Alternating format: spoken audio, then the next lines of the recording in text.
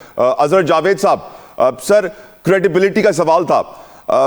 सहाफियों ने जेल हुकाम से पूछा इसके बारे में, पहले उन्होंने बोला कुछ भी ऐसा नहीं है, सब झूठी खबरें हैं। डॉक्टर्स पिम्स के थे, उनसे सहाफियों ने पूछा, उन्होंने कहा कि सब झूठी खबरें हैं। जो हुकूमती वज़रा थे, तलाल चौधरी साहब शुरू में डिनाई करते रहे, सब झूठी खबरें हैं, लेकिन फिर अताउल्लाह साहब आ गए सामने, तारड़ साहब ने आके बता दिया कि नहीं सच्ची खबर है, सैटरडे को रात को ये हुआ था।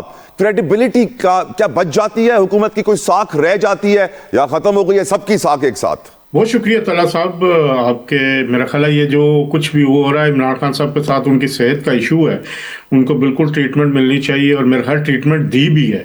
या तो आप ये कहें कि ट्रीटमेंट उनको नहीं मिली, ट्रीटमेंट खुफिया ट्रीटमेंट सर, खुफिया ट्रीटमेंट। हॉस्पिटल किस चीज के लिए लेके गए हैं तला साहब?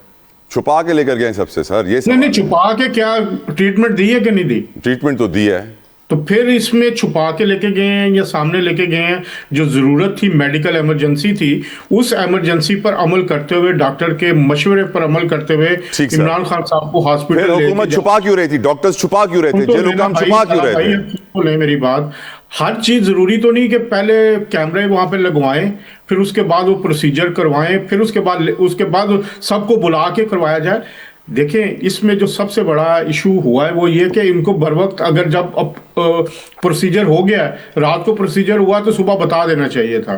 हुकूमत को एक प्रेस रिलीज इशू करनी चाहिए थी मेडिकल बुलेटिन के तौर पे कि जी रात को इमरान खान साहब आए हैं, उनके साथ ये प्रोसीजर हुआ है और इसके बाद वो वापस चले गए हैं। ठीक है, बात यह है कि यहाँ तो उनको मेडिकली उनको ट्रीटमेंट नहीं दी गई।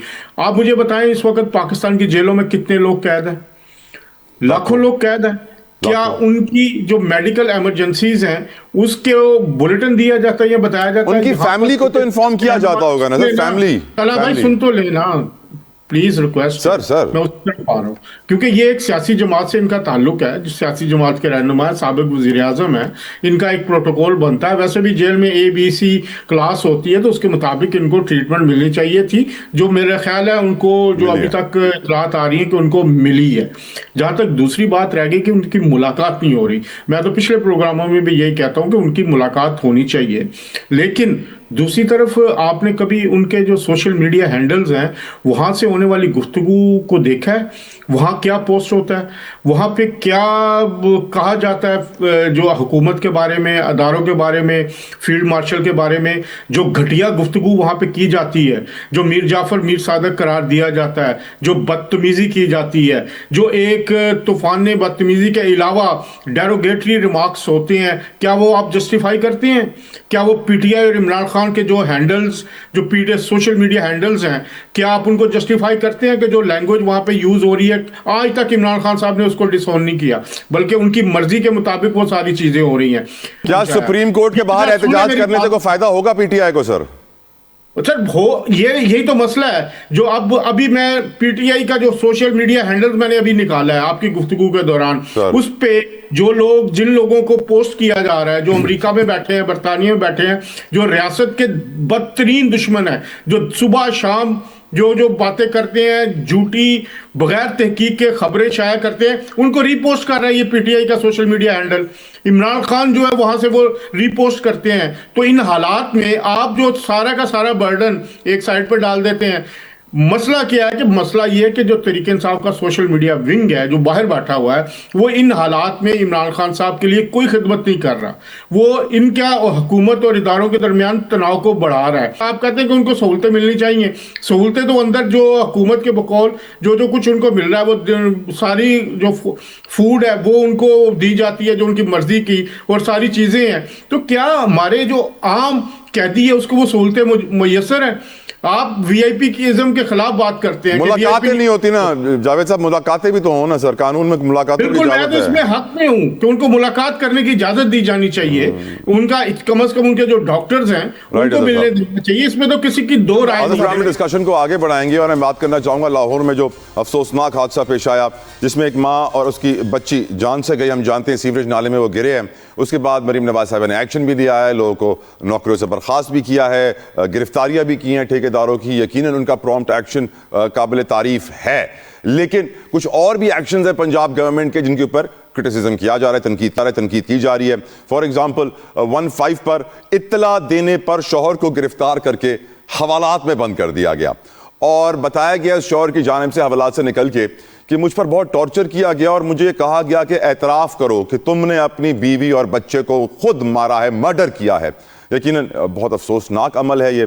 अब्दुल्ला हमीद गुल साहब मुझे ज्वाइन कर रहे हैं पैनल में। अब्दुल्ला भाई अस्सलाम वालेकुम व रहमतुल्लाह, बहुत शुक्रिया आपके वक्त के लिए, आपको जुमा बहुत बहुत मुबारक हो। अब्दुल्ला भाई, पहला सवाल जो आपसे पूछना चाहता हूँ, हम देखते हैं कि सिंध में जब कोई बच्चा गटर में गिर के मरता है बड़ा शोर मचता है। पंजाब में जब ऐसा होता है तो इतना शोर नहीं मचता। पहले बोला जाता है फेक न्यूज़, फिर उसके शौहर को पुलिस टॉर्चर करती है कि एतराफ़ करो, एडमिट करो कि तुमने मर्डर किया, तुमने धक्का दिया गटर में। और इवन दो कि मरीम नवाज साहिबा ने एक्शन लिया, अच्छा एक्शन लिया, वी अप्रिशिएट इट, लेकिन ये जो दूसरी चीज़ें, दूसरे एंगल्स हैं इस खबर के, वो बड़े अफसोसनाक हैं।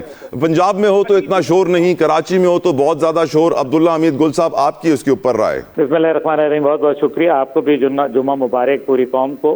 देखें, जहाँ तक ताल्लुक है ये अफसोसनाक वाक़े का, ये रोज़ाना का मामूल बन गया है। असल बात यह है कि चाहे वो सानिया गोल प्लाजा हो, वो बल्दिया टाउन फैक्ट्री का मामला हो, या फिर वो लाहौर के अंदर ये खातून का जो है जहाँ बहाक होना हो, ये तमाम वाक़यात एक बात के ऊपर बड़ा वाज़ेह इंडिकेट कर रहे हैं, और वो ये है कि इस मुल्क में कानून जो है वो सिर्फ गरीबों के लिए है, अमीरों के लिए सब जो है मौजें ही मौजें हैं, सत्ता ही खैरा हैं उनके लिए।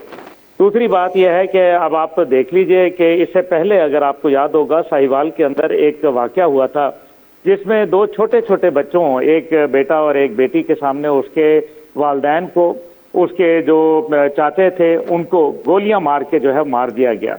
शुरू में वो पुलिस वाले मुअत्तल हुए, बाद में वो उसी ड्यूटी के ऊपर बहाल हो गए। अब आप मुझे बताएं कि कौन था जिम्मेदार। सर, तीफी बट वाला वाक़या बड़ा मशहूर था, दुबई से गिरफ्तार करके लाए थे उसे।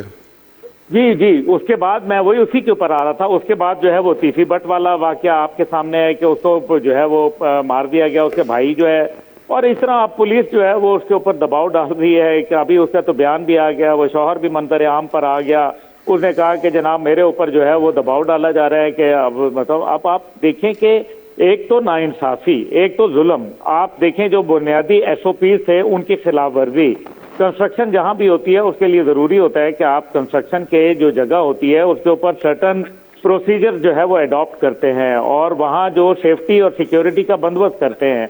और अगर वो नहीं किया गया तो कौन रिस्पॉन्सिबल है? अभी आप देखें गोल प्लाजा का वाक़या हुआ, उसके अंदर आप देख लें सिर्फ ये हो रहा है कि सियासतदान जो है वो आपस में एक दूसरे के ऊपर पॉइंट स्क्वायरिंग कर रहे हैं, और अवाम जो है वो बेवकूफ़ बन रही है एक दफ़ा फिर। और वो यही है कि जनाब ठीक है, उसने तो ये कह दिया, उसने वो कह दिया, और बाद में ये सब इकट्ठे हो जाएंगे। ये सिर्फ एक चीज़ पे इकट्ठे होते हैं जब एक दूसरे को बचाना होता है। ये तब इकट्ठे होते हैं जब इन्होंने अपनी मुराद के मुतालिक फैसले करने होते हैं।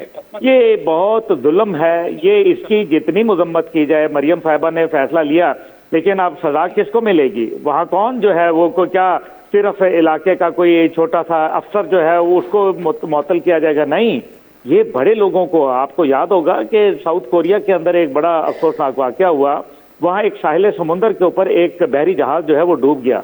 वजीर आजम ने इस्तीफा दे दिया था जनाब।